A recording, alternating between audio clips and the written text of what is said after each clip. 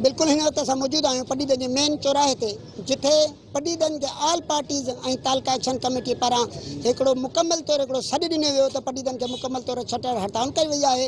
अचो त हिननि अॻुवाणनि खां ऐं शहरनि खां पुछा कयूं त हिननि जो छा चवणु आहे। असांखे तालको ॾिनो वञे, न को असांखे रोडनि जी सहूलियत आहे, न को रस्तनि जी सहूलियत आहे। उन खां पोइ हीउ असांजो पुराणो क़दीमी दौर खां वठी असांजो पुराणो शहर आहे। जी शटर बंद हड़ताल थी आहे, इहा वॉलंटियरी शहरनि पाण कई आहे। असां हिकिड़ो अपील कई ऐं शहरनि माशाल्लाह पटीदन जो जेको बाशोर अवाम आहे उन्हनि असांजी अपील ते लबैक चंदे वॉलंटियरली अॼु शहर बंदि कयो आहे। ऐं हीअ आला इख्तियारनि खे मैसेज ॾियण जी कोशिशि कई आहे त असांखे तालके जी वधि में वधि ज़रूरत आहे। पटीदन मेरिट ते आहे। पटीदन में तक़रीबन सरकारी 300 एकड़ ज़मीन आहे ऐं वॾे में वॾो जेको जंक्शन आहे उहो पटीदन में आहे ऐं उन खां पोइ ज़रई फार्म आहिनि, फैक्ट्रियूं आहिनि, उहा पटीदन में आहिनि।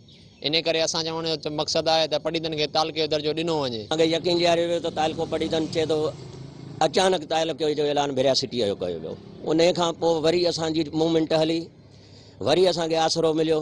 असांजी खुदारा सिंध हुकूमत खे अपील आहे त पटीदन खे पंहिंजो हक़ ॾियो ऐं असांजो ही बुनियादी हक़ आहे, बुनियादी शहर आहे। जेसी ताईं पटीदन के तालके जो दर्जो नथो मिले पियो ओसी ताईं ये तहरीक हलंदी रहंदी ऐं तालका एक्शन कमेटी जे सॾ में सॾु ॾियण जे लाइ सभई शहर जा माण्हू गॾु थी था वञनि पिया। असांजे पटीदन जो अॼु इहो वॾे में वॾो मैसेज आहे पाकिस्तान ऐं सिंध गवर्नमेंट जे लाइ त अॼु हिन ॾिहाड़े ते सॼो पटीदन शटल डाउन आहे। इन जी माना त असां सभई पटीदन जा शहरी कंहिं बि पार्टी जा हुजूं, कहिड़े बि मकतब फ़िकर जा हुजूं, असां सभु गॾु हिकु प्लेटफार्म ते आहियूं।